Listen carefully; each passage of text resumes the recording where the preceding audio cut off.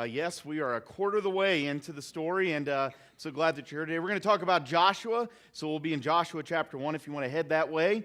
How many of you had a chance this week to read chapter 7? Did you read chapter 7? Great. Awesome. Just keep reading. We're moving right along. You know, one of my favorite shows as a kid, I was thinking about this as we're going to be talking about courage today. One of my favorite shows as a kid was a show called Rescue 911. Does any of you remember that show? Now, I know some of you kids today, if you're probably about, I don't know, probably 20 or so or younger, you're looking at me like, what in the world is he talking about? Well, there was this guy on the show. His name is William Shatner, all right? Some of you might not even know who that is. Now, I don't know, some of the kids might know him because he did all these Priceline commercials right here recently. But he was the old captain on Star Trek. Okay, does that ring a bell? Some of you are like, some of the kids are still looking at me like, what's he talking about? But anyway, Rescue 911 was this show, and it had all these stories of like things happening, and the ambulances would come or something with the police. It was it was kind of a fast-paced show. But the thing I always loved about it was William Shatner. He would always, whenever you go to a commercial break, he would always like really be dramatic, and he would say, "When we come back on Rescue 911," you know. He would always do that. He was real dramatic about it. But the whole show was about some of the rescue workers doing courageous acts and doing things that went really above and beyond. And have you ever seen a news story that talks about courage? And you've ever asked or wondered to yourself, would I do that? I mean, if I was in that situation, would I be courageous? Would I be able to stand up? If I was in that moment, how would I respond to it? I mean, if you think about it, we spend most of our lives trying to figure out ways to avoid danger, right? To avoid unpleasantries. I mean, we wear seatbelts in our cars. We try to avoid hospital stays, right? We stay away from difficult people. You know what? And at the dinner table, we try to avoid that certain dish that maybe somebody brought that you don't like, right? I mean, we do everything we can to try to avoid difficulties in our life. But the fact of the matter is that there are going to be times in our life when we are going to be asked to have courage.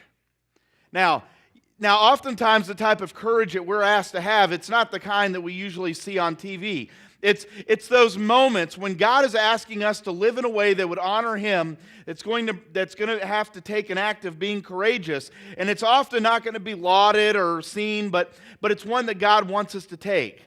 I mean, if you think about it, it takes courage to take that first step and to accept Jesus Christ as your Savior. That takes some courage. I mean, it takes some courage for a young lady to break off a relationship with a guy because she knows that that is not what God would want for her. I mean, it takes courage for a man to step up and say that they are going to be the spiritual leader of their home. It takes courage to sit across from someone and admit your shortcomings, that you have a temper, that maybe you have problems with drinking or with pornography, and to ask for forgiveness. That takes courage. It takes courage to fight for a marriage when the person that you're married to, you're not sure that you love them anymore. You know, today we're going to see in Joshua chapter 1 or in chapter 7 in the story of what it means to be strong and courageous. Now, I don't know about you, I've really enjoyed this series because I know that I had a few people come up to me when we decided to do this and they wondered, you know, are you sure that this is really going to be a great series? Because we can't get really deep, right? I mean, when we go through all these stories, like we're looking at Joshua today, it's really hard to get deep into a text because there's just so much information there. But this past week, I talked with a couple of people, and they've just said that even though, yes, it's true, we can't get too deep into a particular section, that it's been very helpful for them because it's helping them to understand how this whole story fits. I mean, oftentimes we try to parse every verse or every word in every verse and trying to get understanding, and there's nothing wrong with that, but sometimes it's better to take a wider look, to look at the story as a whole. It was really cool last week at the open house. I had another person tell me that they've really enjoyed it because they were raised in a home that they didn't really know any of these stories. So it was really good for them to go through this and to get an understanding of how these stories work. So I hope you're enjoying it. I know I am. And we're going to continue on here. Like I say, we're a quarter of the way through the story here in week 7. So let's go back to where we were last week, okay? So we have Moses. He's led the Jewish nation, the Israelites, out of Egypt. They went through the Red Sea. They went into the wilderness. And like we talked about last week, they went into the wilderness because what? Because they didn't trust God. Because they had a lack of faith in God. So for 40 years, they wandered through the desert. All right? But through that 40 years, like we mentioned last week, God was using that as a time of preparation for this nation. It wasn't really as much a punishment, because that's, I think, what we often think of it as. I think God knew that they weren't in the right place. They weren't ready to go into the promised land. And so God said, you know what, we're going to use this as a time of preparation. So that's exactly what happens. And so let's fast forward here 40 years later. And now we have Moses, who has led them through the promised land. But I think one of the saddest pictures in the Bible is Moses is allowed to see the promised land, but he's told that he can't enter. And he dies. I mean, you think about that. I mean, here's a man that listened to God's call, but because he was a part of this generation, remember we talked about that, faithlessness in a generation will affect us and our children. It affects other people. I think maybe we're seeing that a little in our culture today. All right?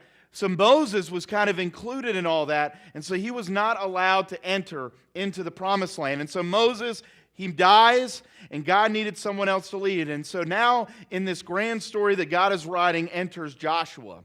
And so Joshua is appointed, and Joshua, while he was there during those 40 years, he's kind of the next generation. He's the next generation leader. And so he is the one that God taps to lead the nation into the promised land. And Joshua is ready because for 40 years he had seen where faithlessness, where bickering, where complaining got the nation. He saw. And actually, if you go back 40 years earlier, when the 12 spies that Ken mentioned during our communion meditation, when the 12 spies went into the promised land, of course, I keep remembering the song that I learned as a kid. 10 were bad and 2 were good. Well, 2 of the good ones, one of them was Joshua, as well as Caleb. So here are these 2 men. They go in and they see these nations that God calls them to conquer. And rather than being afraid, they say, you know what? These people are afraid of us because we have God on our side. I mean, if you look in Numbers chapters 13, 14, and 15, I'm not going to read through all of that, but if you were to kind of summarize all of that, we see that they went into the land that God had sent him to, and when Joshua and them went in there, they saw that it flowed with milk and honey, and here they had some fruit, but the people who live there, they're powerful, and the cities are fortified and very large, and then the 10 who were afraid said, we can't do this. All the people are of great size. There's giants that live in this land. We seem like grasshoppers in our own eyes, and we look the same to them. They just look down on us. Think about it. They look down on us like we were little, like we were grasshoppers. The cities, they're too fortified. They're too big. We can't do this. And so when these 10 men come back, they're just filled with fear. The nation's filled with fear. But then, like I said, 2 of them come back, and I think Joshua says, you know what, we got this. We got it. God has given this land. He's promised it to us. We can do this by the power of God. And of course, like I've already mentioned, Joshua and Caleb were these 2 men. Now, Joshua was, like I said, was one of these 2 who 40 years earlier believed, and God saw this. God saw this in Joshua. And so even when everyone else was afraid, Joshua was a man who had strength and courage, and so God calls him and he gives him charge. And so if you look in Joshua chapter 1, here's what God says to him. He says, Moses, my servant, is dead. Now then, you and all these people get ready to cross the Jordan River into the land that I'm about to give them to the Israelites. I will give you every place where you set your foot, as I promised Moses. Your territory will extend from the desert to Lebanon, and from the great river, the Euphrates, all the Hittite country, to the great sea in the west. No one will be able to stand against you all the days of your life, Joshua. And as I was with Moses, so I will be with you. I will never leave you nor forsake you. And here's these words. He says, be strong and courageous, because you will lead these people to inherit the land I swore to their forefathers to give them. And then in verse 7, what does he say again there? He says, be strong and courageous. He says it again. So here it is that God is now giving Israel a second chance to enter the promised land.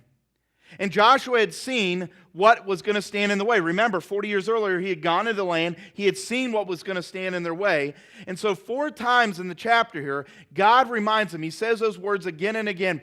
Be strong and courageous. God's preparing them. God's telling them, you know what? When you enter into the promised land, you're going to see some things that are really big and really scary and look really overwhelming and look like you cannot win. I'm just telling you that up front right now. And that's one thing about God. And that's one of the things I love about the Bible. It's unlike any other book because it's honest with you. It's not going to candy coat it. I mean, Ken there read something that Jesus said. Jesus says, you are going to have trouble in this life, right? So the Bible is honest, and that's what God is telling the Israelites. He's saying it's going to be hard. But here's something I want you to know today. Here's something I want you to know, is that God prepares us now for what will be required later, okay? So God is preparing the Israelite nation. He's preparing them now for what's going to happen later. He wants them to be ready. Now, in your life right now, that might be where you're at. I mean, has that ever happened to you? I mean, maybe you go through something and you realize only later why that happened. We talked about that this morning in our small group, about how God reveals things to us later. Kim Miller gave me a really good insight. She was like, as we grow older, so often we complain about getting older, but one of the blessings of growing older is that we can look back and we can see what God's done much easier, right? I mean, that's one of the blessings. And so that's kind of what God here is saying. He's saying, look back at what's happened with the nation. I prepared you, and there's going to be some scary things ahead, but I'm going to be with you.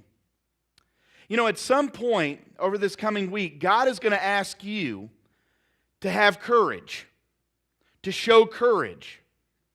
And so you know what? This message right here this morning is to prepare you. That's what God is doing. He is preparing you this morning for something that you're going to have to stand up this week for, and you're going to have to be courageous. That's what this message is for. That's why it's for you today. So God gives them the head up here, right? He tells them what's coming. He says, before they even get to Jericho, he tells them, you have to have courage. And so Jericho, and they come to this city. Jericho is this well-fortified, humongous, walled-in city. As a matter of fact, estimates are the outer wall was 6 foot thick, and then there was actually another inner wall that was another 12 feet thick. Okay? And all of the walls were stationed with guards. And so here's Israel. And remember, they'd just come out of captivity. So they had some wealth, but they weren't able to put together this humongous, modern, at least in that time, type of an army. They didn't have these great weapons to go over the fortifications. So it's almost like they're just standing there looking at this wall, like, okay, what are we supposed to do? I mean, they can't go over it. They can't go through it. And you know what? I bet you right now in your life today, right here in this moment, you might be maybe this morning you've got this burden you've brought in here with you. There's this wall in front of you. Maybe there's this wall in your life right now. And it's a challenge in your life that just seems impossible. I mean, maybe it's your health. Maybe it's a broken relationship. Maybe there's something that in your workplace. Maybe you've thought to yourself, you know what? You've just resigned yourself to the fact and you've thought, there's nothing I can do. I want you to remember these words. Be strong and courageous. These are the men and women that God needs in our world today to be strong and courageous, just as He needed it from Joshua and the Israelites. In chapter 6, before the battle begins at Jericho, God tells Joshua, and I want you to pay really, really close attention to what He says here. He says to him, see, I have delivered Jericho into your hands, along with its king and its fighting men. Now, imagine when Joshua hears this, he's like, really? Really? I mean, I'm still standing here before the wall, and it's still there, and you're saying that you delivered this city into my hands, you delivered the king into my hands. God, maybe you haven't noticed, but I'm still on this side of the wall. I'm not over on that side. I'm over here. But God is speaking in the past tense because in the mind of God, it's already happened. You know what? There's battles in your life that God is going to want you to be strong and courageous, but He knows the outcome. And He's already there. And that's what courageous faith is. Courageous faith is knowing that God is already there. Let me throw up this for you on the screen. A courageous faith is speaking of what hasn't happened as if it already had. That's the God that we deal with. He knows what He's doing. He knows the upper story, right? There's the upper story and the lower story. God knows what the ultimate plan of the upper story is. And so as He comes down into our world here in the lower story, He is going to make that story conform with the upper story, and He's going to work through difficulty and circumstance to get us there. Because the fact of the matter is, if God has promised it, He will deliver it. That's what He's telling Joshua. That's what He's telling us. But we have to be really careful, because if He hasn't promised it to us, then I would be very careful. I might not even do it. For instance, maybe someone might say, you know what, I'm going to jump off of a roof and fly. But if God hasn't promised it, I probably wouldn't do it, okay? But see, that's the problem. A lot of times we say that there are certain things in our life that's promised to us by God, and we have to discern that very closely. Does it connect with God? Does it connect with God's Word? So many times people say that they have these promises, and yet they don't. But here we have a promise spoken by God to Joshua and Israel that they are to move into the land.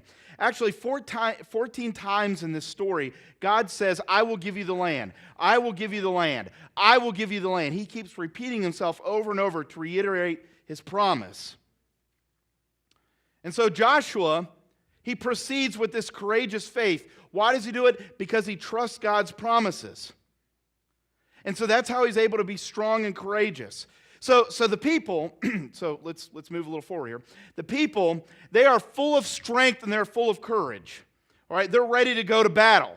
You know, they're getting out their weapons and they're ready to go, even though they're not sure how they're going to do this with this wall. But they're like, all right, let's go. And then let's look at verse 3, kind of paraphrasing this maybe just a little bit. But in verse 3, God says this. Here's what I want you guys to do. Here's how we're going to knock this out. I want you to march around the city with all the armed men and do this for 6 days. Have 7 priests carry trumpets of rams, thank you, sir, trumpets of ram's horns in front of the ark. And on the 7th day, I want you to march around the city 7 times with the priests blowing the trumpets. And when you hear them sound a long blast on the trumpets, have all the people give a loud shout, then the wall of the city will collapse, and all the people will go up, every man straight in. All right, what do you think? Sounds pretty unconventional, doesn't it?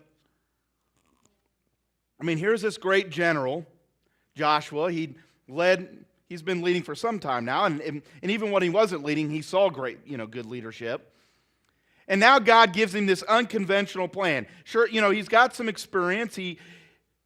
I'm surely Joshua had his own plan of attack, and maybe even though he wasn't sure how it was going to happen, but I would guess that part of Joshua's battle plan did not involve a marching band. Right? Because that's what this is in essence, right? I'm sure that when he was sitting down with maybe some of his advisors and they're coming up with this plan, they're thinking, all right, guys, we're going to use a marching band. And we're going to, they would have probably looked at him like, have you lost it? But that's what God in essence is telling him here. And so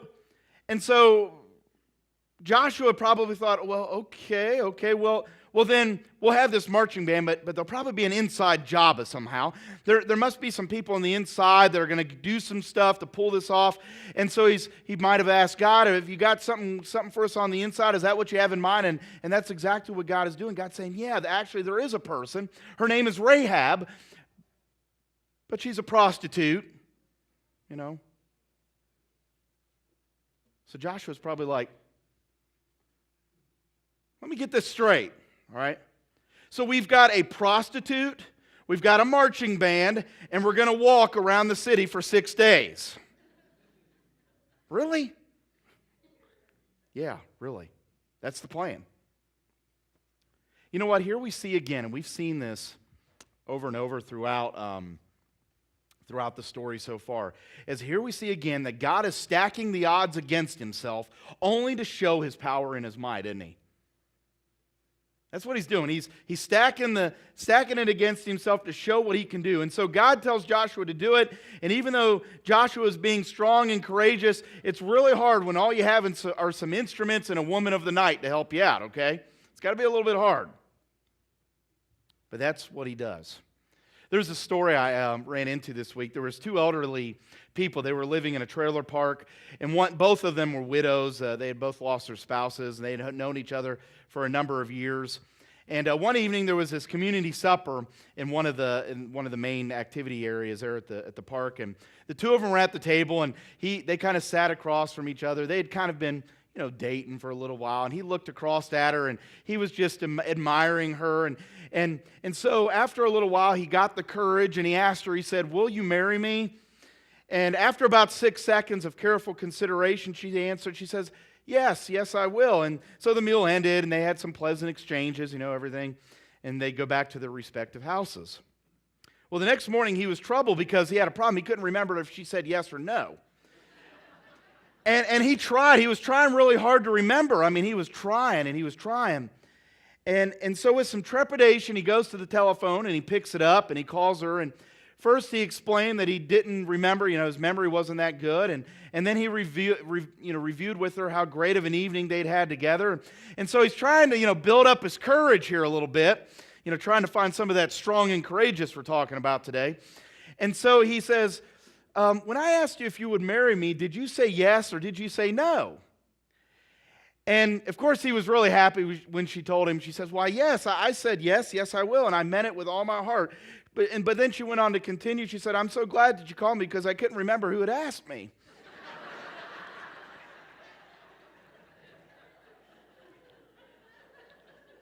That man had some courage, though, didn't he? That man had some courage to be able to pick up the phone and to talk to her, and that's exactly what he did. Here's a good definition for us. Courage is not the absence of fear. It's moving forward in spite of fear. Sometimes we think that a courageous person is one who has no fear, but that's not true. It's a person who's willing to push through the fears that confronts them in their life. Our normal way of dealing with fear, though, is to avoid it, isn't it? I mean, maybe you're going to a party and you're afraid that you might be alone, so what do? You don't go. Or maybe when a relationship gets tough at work or at school, or even in your marriage, what do? You try to avoid it. I mean, how about money? Maybe you don't have any money, and that bill comes in the mail, and what do? You just leave it shut. You don't open it up. That's what we do with fear. We tend to avoid it. But what we see here in this story today, is a leader who leads his people even though they're afraid. I don't want you to think here that as the Israelites went around this wall and marched, that they were fearless. No, they had fear, but they had courage. They didn't know how this whole thing was going to turn out. They were tired, kind of like we are a lot of times. They felt alone, kind of like we feel sometimes. But they kept going. We have to keep going too.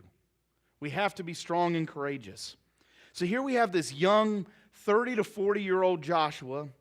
He was very young when they went into the wilderness, leading a nation. And in Numbers 13, he says, you know what? Yes, we can do this. We can do this. But you know what the thing is before they go into the nation, remember, there's still some people that are left there from the previous generation. And they had said over the last 40 years, no, we can't do this. And so Joshua, surely there was a few naysayers in the crowd, a few people that thought, no, we can't do this. And see, one of the problems that we have to be careful of as we all get older is we tend to become more afraid of change. We tend to be afraid of the future more. And so Joshua, though, he had seen where their past had taken them. It wasn't a good place. He knew that they had to go into the future. He knew they had to take that next step. And so he instills in them. He encourages them. He persuades them like a good leader would to have courage to enter the promised land. And Ken kind of stole part of my sermon. Thanks, Ken. I appreciate it. Because one of the things that I wonder too about this is what had changed in 40 years. I mean, what had changed from the time of when they were afraid to now he was able to lead them into the promised land, that they were willing to go.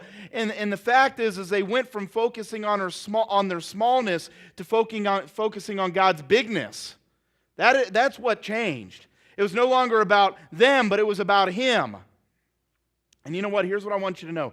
This is probably the lesson. This is probably the most important thing you'll take from this sermon today. It's this very idea.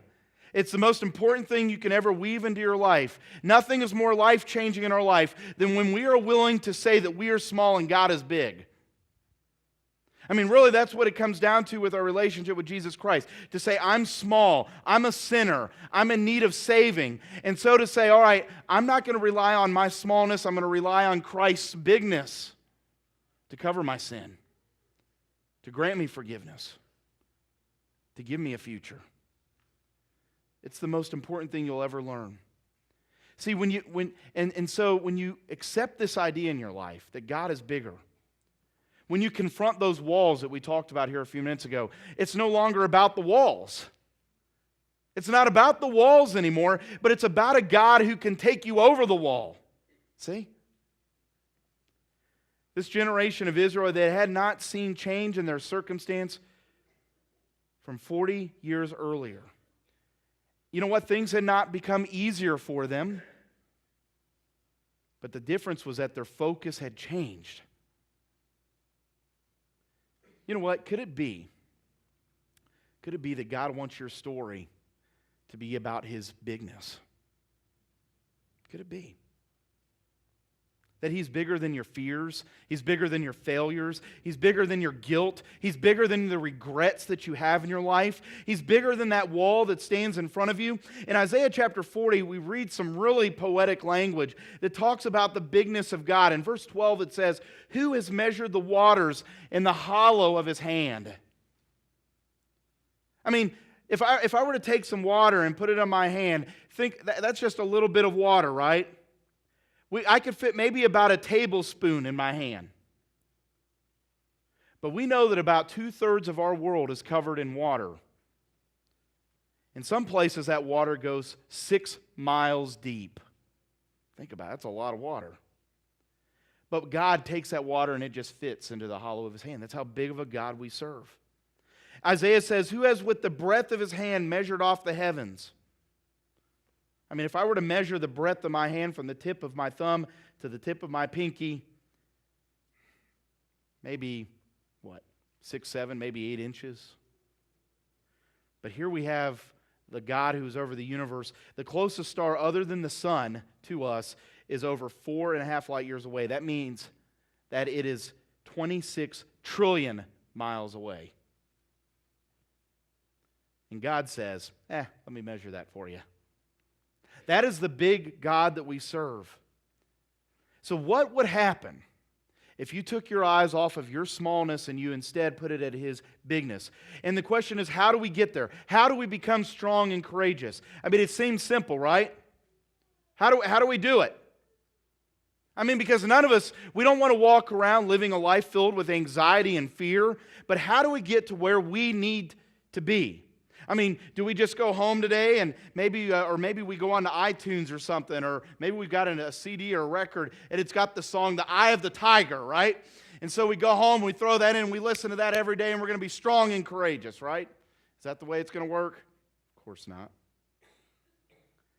I'm going to tell you this, from my own experience, from others' experience, I think it all starts with prayer.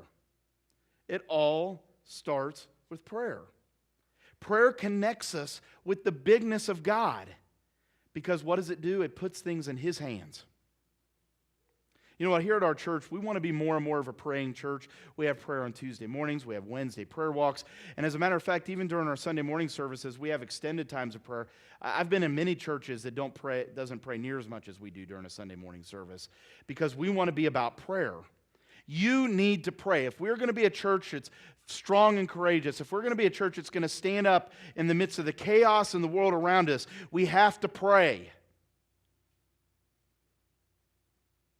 But the temptation that often comes our way, we are tempted to be strong and courageous, and we think we can do it ourselves. That's the temptation. Here's what I want you to know, and I found this week, and I think this is so true. What courage really is courage is really fear that has said its prayers. I love that statement. If you're afraid of that wall that's in front of you, pray and have courage. Courage is not something we find in ourselves, it's something we find in God. I mean, let me ask you this. If I asked you to give me today, if I asked you to give me 5 words that would represent a lie that you have believed in, that have robbed you of your strength and of your courage, what would those words be? Would it maybe be like this? Maybe would it be, it is too late for you? Maybe what's robbed your joy and your courage is you messed up too much. Maybe another 5 words would be no one will want you. Maybe another one, it could be it's never going to happen. You will just fail again. You're never going to change. There's plenty of time left. Are those some of the lies that you've heard? Maybe you've heard some other lies. Maybe you've heard the lie of you will always be alone. You have failed as a mom. You're just like your dad. God doesn't love you anymore. Are those some of the lies that have been given to you in your life and have stolen the strength and the courage that you need? Are these words robbing you of that? I want to give you 5 words to replace all of those with.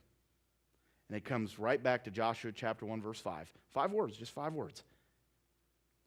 I will be with you. I will be with you. Those are the 5 words I want you to replace. No matter what's happened in your past, no matter what sin, what decisions, what hurts, what failures have been in your life, Jesus Christ today offers you, and He says, I will be with you. He's saying, be strong and courageous, because I will be with you. In John chapter 14, Jesus says, I'm not leaving you alone, but I am sending you a comforter. And who is that comforter? That comforter is Jesus Christ. That comforter is the Holy Spirit who lives in us as believers. And as I finish up here today, I just want you to know, you don't have to live, you don't have to be alone. You can have strength. You can have courage. If we just rely on those words, I will be with you. Are you living like that right now? You know, I'm afraid many of us that maybe have been Christians for a long time. I become a Christian when I was 9 years old. But you know what? I don't know that in every chapter of my life, even recently, that I've accepted those words fully into my heart, that He will be with me. I feel like I have to do things for God. We saw a few weeks ago what can happen, right, when we do that. Today, I just want to offer you a chance to fully accept those words into your life. To say, God, you know what, I know you're with me, and that wall's big, but you're bigger. It's a chance, it's a new opportunity for you today. So here in the next few moments, we're going to sing a song of invitation. I want to give you that opportunity to come up and make that choice.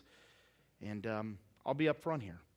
Maybe you just need to pray. Maybe that you need to pray about whatever it is that's standing in your way. You need someone there you need a fellow armor bearer, right? A fellow soldier who's going to pray with you and help you to battle.